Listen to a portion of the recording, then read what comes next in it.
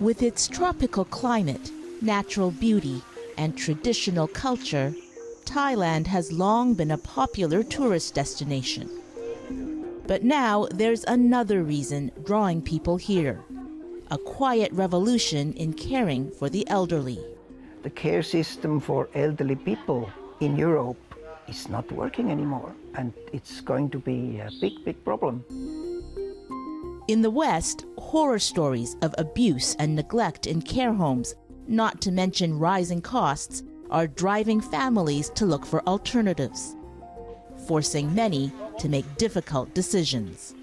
I got even letters from school friends of my wife telling me I'm an idiot to bring her, to dispose her here.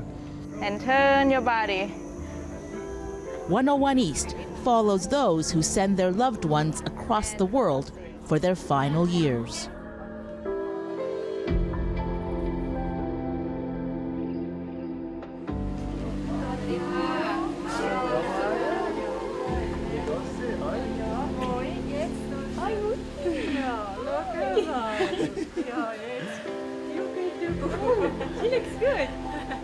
It's been a year since Walter Gloor saw his wife Maya. He and his daughter Tanya have flown more than 13 hours from their home in Switzerland to see her. But it's a bittersweet reunion. Maya is not sure who they are. Maya, look, who is this? So. This is Priska. Tanya. Tanya?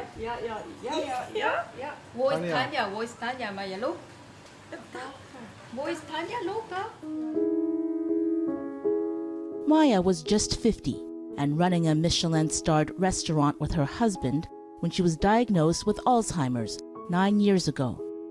It was devastating for the family.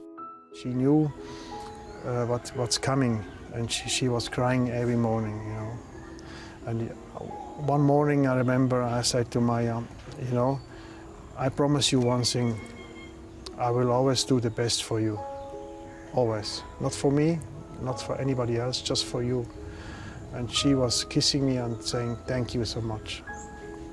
Was she scared? Were you scared? I was scared, she was scared.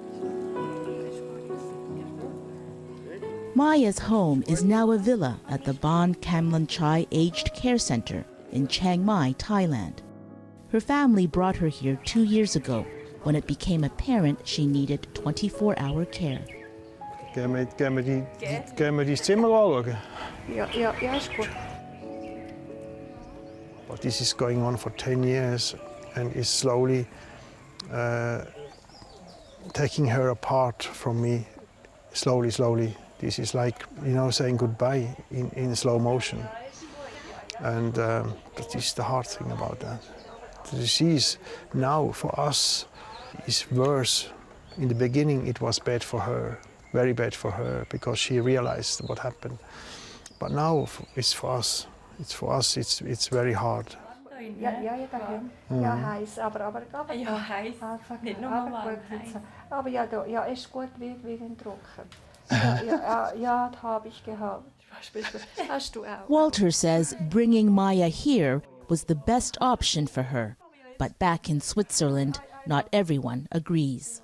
Yeah, well, I got even letters from school friends of my wife telling me I'm an idiot to bring her, to dispose her here.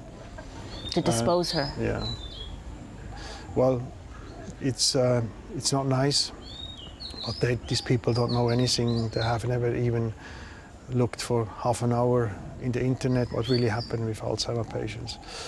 And of course, lots of people talk, and he brings her to Thailand, yeah, you know, get rid of her or whatever. The main reason was, where is the best place for Maya? And we all agreed this place here, we couldn't find anything better. So I think she deserves to be in the best place in the world.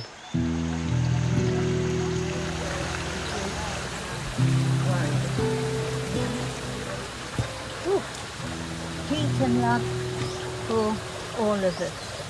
Mary Inman is also a long way from home. Yeah, you came from? Me? Yeah. I come from... Wait a minute. From England or from America? America? Oh, I've been in the America. Yeah. But and there's mother in America. There's actually, you know, I'd rather go sit down now. It's just too hot. Unsure of where she is and unable to remember where she's been, Mary is also destined to live out her days in northern Thailand, cared for 24 hours a day, 7 days a week. Today, she's visiting a local butterfly park. Yeah, it's beautiful, but then there's nothing you can do, is there? Oh, I know, I've got to get out of here. I want to go home. Mary suffers from dementia. Her family brought her here from the UK almost 3 years ago. We were worried about the gas fire. You know, we had to give keys to all the neighbours in case she got locked out of the house, which happened a few times. Did she? Yeah, she got locked out. She'd go out in the evenings with, you know, in a nightie a couple of times, and you know, luckily the neighbours found her and brought her back into the house. Give the money away. If you've got Her son, Michael, and daughter-in-law, Emily, looked at care homes in the UK.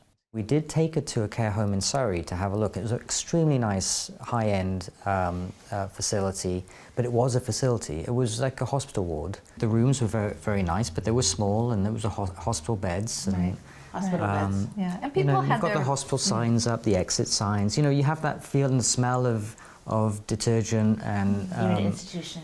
And a couple of guests asked us if we could help them leave. They feared Mary wouldn't survive in such a sterile environment. Then they heard about a care resort in Thailand. What was Mary's reaction when you brought up the subject of perhaps going to Thailand? And of course, as soon as we mentioned it to her, you know, her face, and we showed her the pictures and the resort, and she you know, it's interesting. She was excited. Mary might now be far away, but Michael makes sure she's not forgotten. So this is the picture of the day that Granny arrived in England from the Middle East on the boat. Born in Palestine, the daughter of a British soldier, Mary later met and married an army officer herself. She lived all over the world: Cyprus, Malaya, Singapore, Hong Kong.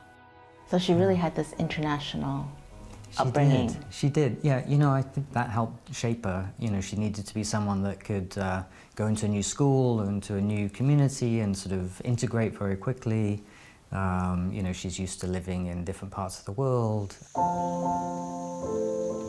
Today, I'm visiting Mary at her new home, Care Resort Chiang Mai. Her villa is next to one of the 2 swimming pools.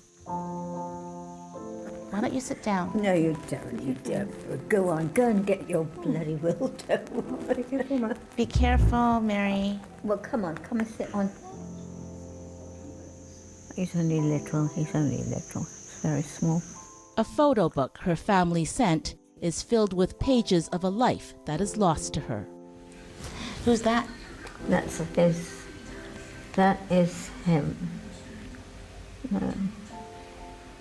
And that's my dad. Oh, look at that sweet face. She has 4 dedicated carers who work rotating shifts around the clock, ensuring she is never left alone. I heard that you were a good dancer. Your son told me. Have I got a son? I can't remember now to remember. The carers are, they're remarkable. I mean, they're like her daughters. And I think she gets more comfort and pleasure from their presence than ours. I think we stress her out. She knows she's supposed to remember things about us, but she doesn't. And so that really stresses her. So it's a 45-minute drive there and 1 hour drive back. Peter Brown is a British hotelier who bought this holiday resort 11 years ago. It was a pond before. He transformed part of it into a dementia care facility after realizing how badly his mother was looked after back home in the UK. I went to visit my mother in an English care resort, and within 15 minutes I'd called the ambulance and she went to hospital for 3 months. What happened? She got cancer of the throat. But she was dying in a care resort and nobody was doing anything about it. I'm not having to go at that one place, it's the same philosophy everywhere else. Not enough care staff. After 6 o'clock at night, no care staff. You're on your own if you have trouble after 6 o'clock at night. I passionately believe that care helps people have a better life. It's not about how long you're going to live, it's how much you can enjoy the years you've got left. And if you take a disease like dementia, you've probably got at least 8 years to live. So it becomes quite important that those 8 years are quite enjoyable, not locked in a room, treated like a child. Very good. Okay, this one, open your hands out to the side. So I wanted to do things a little bit differently. I couldn't do what I want to do in the UK because of the cost of staffing. So Thailand has the advantage of being cheaper. It also has the advantage of the Asian respect for the elderly. It makes a big difference. Okay, shall we get up? Just go. 6 weeks after moving into the same resort, it's already making a huge difference for Dusko Doder. A former journalist for the Washington Post, he reported from Moscow in the 1980s. The summit is in many ways a great boost to Mr. Gorbachev, no matter what. It was a time of huge historical upheaval. It's also where he met his wife and fellow journalist, Louise. He's a lot older than I am, and he was the best journalist in Moscow.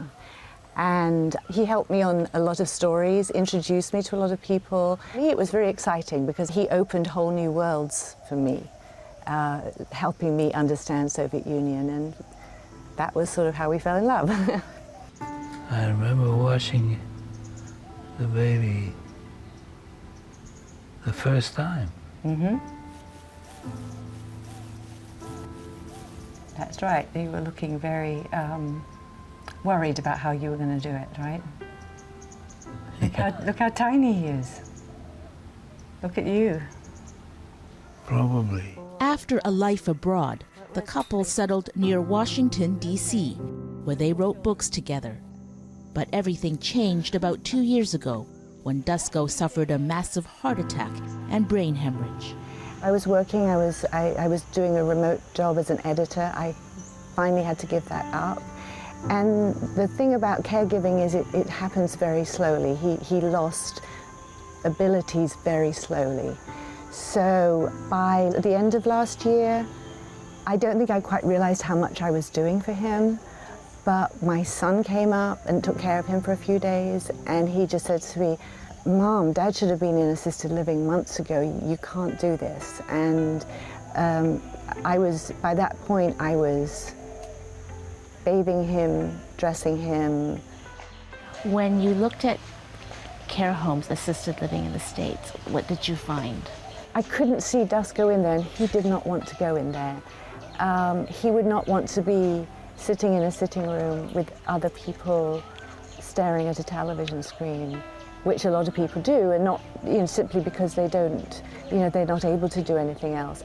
And just a light bulb went off my head. I thought, I'm going to Google assisted living overseas, which I did, and I found this resort. Sounded too good to be true, but I thought, well, I'll go and take a look. The minute I walked in here, I fell in love with it. It was just so beautiful. More importantly, she says, moving to Thailand meant they could stay together, something that would have been impossible in the U.S. We brought our dog, and I'm slowly starting to make friends here, so I can see that there's going to be a sort of a life where I can be with him a lot.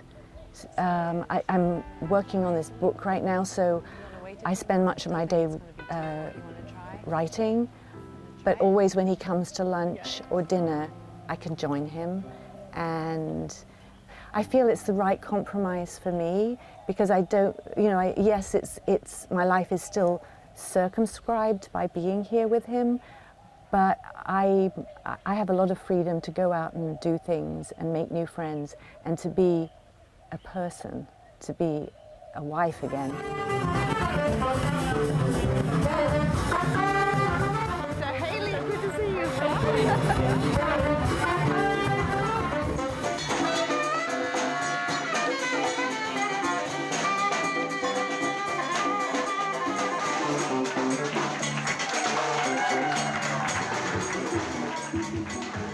Across town back at Maya's care home, it's also party night. It's less a resort and more a community for dementia patients and their families. Remember Jenny.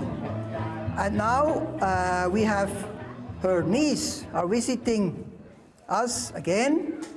Martin Woodtli opened this center in 2003. His father had just taken his own life because he couldn't cope with his wife's dementia. There were few care options for his mother in their native Switzerland, so Martin brought her here to Chiang Mai. He found full-time carers for her and realized he could help others too. This is an experiment, this is something new, but it's the way maybe we have to find new models of care, because the care system for elderly people is not working anymore. And it's going to be a big, big problem. Oh, look, daar is de Frans. Hoi, zo lang niet gezien. He now has 14 patients with round-the-clock carers living in 10 different villas. Goedemorgen, Ruth. Residents meet up for meals.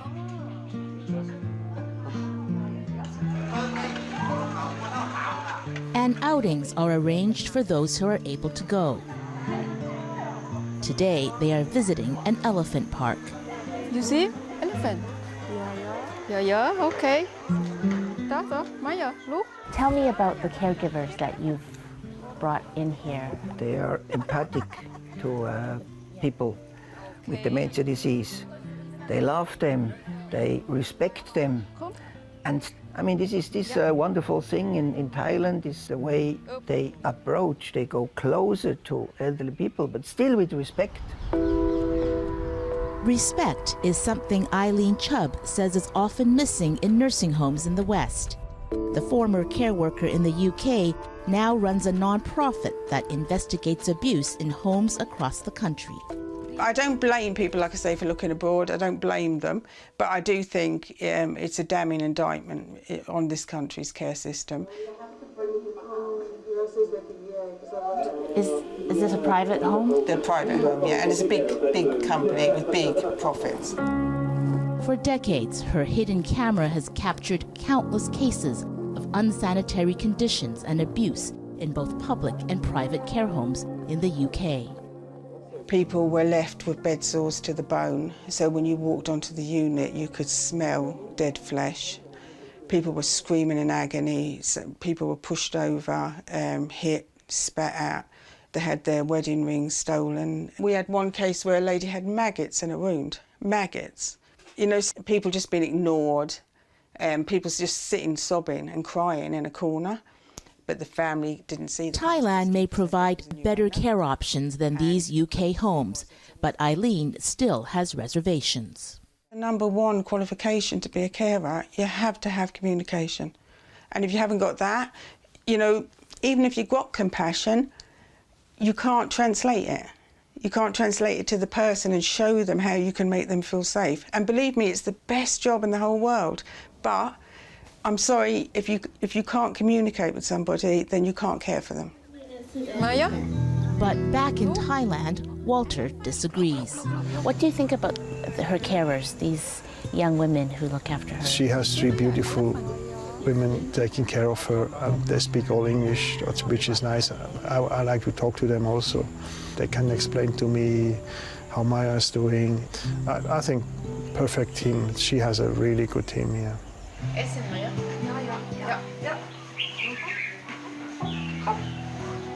One of Maya's full-time carers is Lar Yodkum.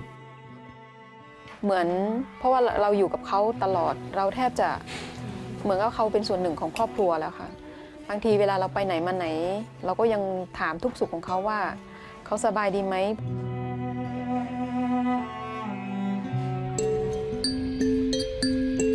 Lar grew up in a small mountain village about 3 hours north of Chiang Mai.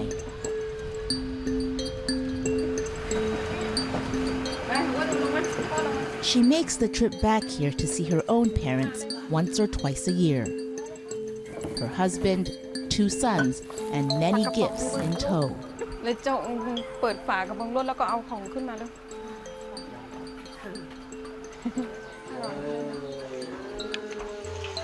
bảo so cái mày nó nọc đánh gọc là phê cái ăn nào cũng cả mày bảo được bảo cảm cái thằng cái nhạc tại cái phê có tên nó giờ nhạc nó nọc được phê mày không khám ลาเกิดที่นี่นะคะเกิดที่บ้านนอแลค่ะอยู่กับครอบครัวที่นี่ค่ะแล้วก็การเลี้ยงดูของพ่อแม่ก็เป็นแบบบ้านๆนะคะก็ไม่ได้มีอะไรพิเศษไม่ได้ฝากที่โรงเรียนพ่อแม่เลี้ยงดูเองค่ะโอ้โอเค Laura's parents are still fit and healthy and living on their own, but she's already thinking about the future. ถ้าวันใดวันหนึ่งพ่อแม่ไม่สามารถดูแลตัวเองได้ลาก็จะให้พ่อกับแม่อยู่ที่เชียงใหม่ด้วยแต่ว่าถามว่าลาจะแบ่งเวลากับพ่อแม่ยังไงถึงเวลานั้นลาคิดว่าเราก็ต้องมีการดูแลวางแผนอีกอย่างหนึ่งก็ได้ค่ะอาจจะเป็นแล้วก็ที่ทำงานของลาก็ไม่ได้ไปตลอด24ชั่วโมงเราก็มีเวลากลับบ้านดูแลเขาแต่ก็ไม่เคยคิดที่จะเอาไปไว้ที่บ้านพักคนชราหรือที่อื่นค่ะมองไปไหนมันหลงเนี่ยหลงน้องหลงมันไม่มองไปทางมุมด้วยมาจากหลังจากที่ปันวันก็เต้งก็มีนับเลยที่เจาะเลือด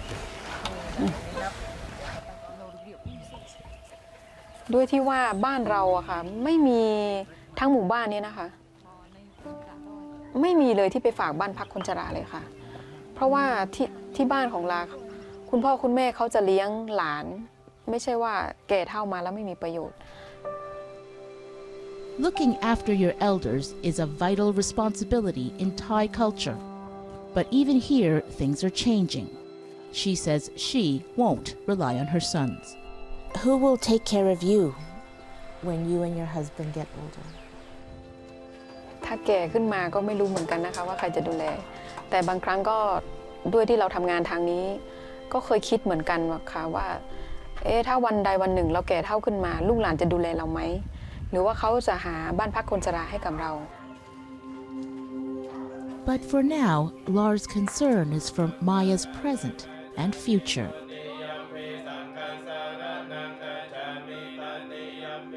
At a memorial back in Chiang Mai, she joins other guests and carers to mourn residents she knew and cared for who have passed away.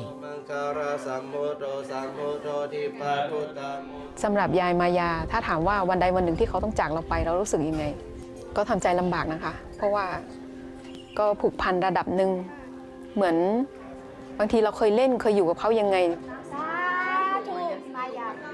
มายาอายุน้อยที่สุดในบริษัทนะคะลาถามบางทีก็รู้สึกเศร้าแทนเขาที่เขาอายุยังน้อยแล้วก็มีครอบครัวมีลูกสาวอีก3 คนทั้งที่ลูกสาวยังต้องการแม่อยู่แต่แม่ไม่สามารถที่จะให้คำปรึกษาอะไรกับลูกเลย So Kate, this was where Granny lived. It's beautiful, isn't it? The beautiful old house. Imagine so much character, so much history. Can you imagine moving here when she was 8 years old? It's way too cold. Every family that sends a loved one to a care home has already grieved the loss, long before the decision is made. I think so many people are struggling with this.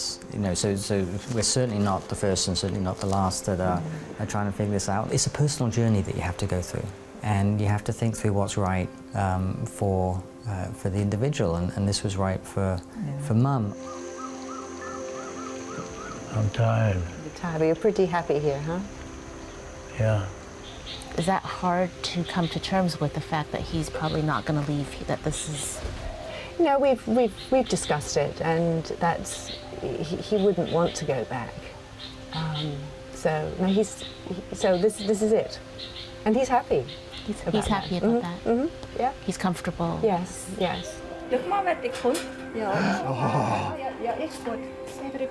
This is for me. This is for me. This is for me. I open it for you, Maya.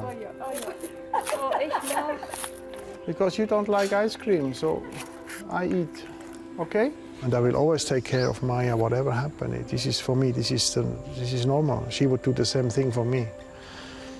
And she's an unbelievable person, and you should have met her 20 years ago, she was really, yeah, the best person I've ever met. Ice cream, huh? So beautiful. Nou, und heute, was machen wir heute, Maya? Ja. Ja? Wollen wir ein bisschen laufen? Hä? Wollen wir ein bisschen laufen? Ja, könnten wir. Woher wollen wir laufen? Da Ja, vorne? ja, das schaut.